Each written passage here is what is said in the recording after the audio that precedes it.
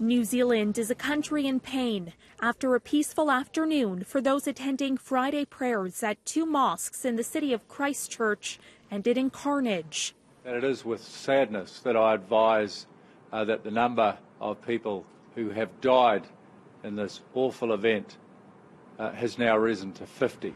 The victims killed in a hail of bullets after at least one gunman armed with 5 firearms, including 2 semi-automatic weapons and 2 shotguns, opened fire at the crowd of worshippers.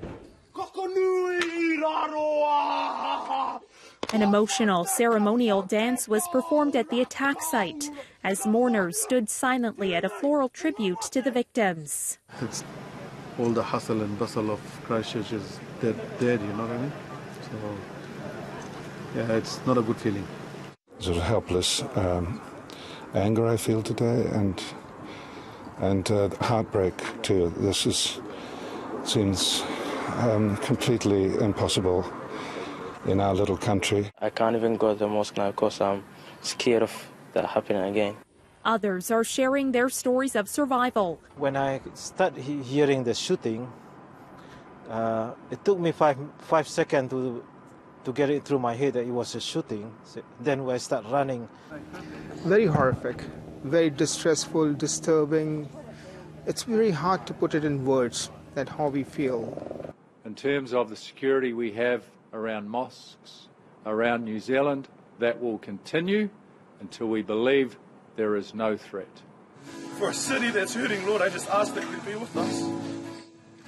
The main suspect in the violent anti-immigrant and Islamophobic attack that began and ended online was charged with murder on Saturday.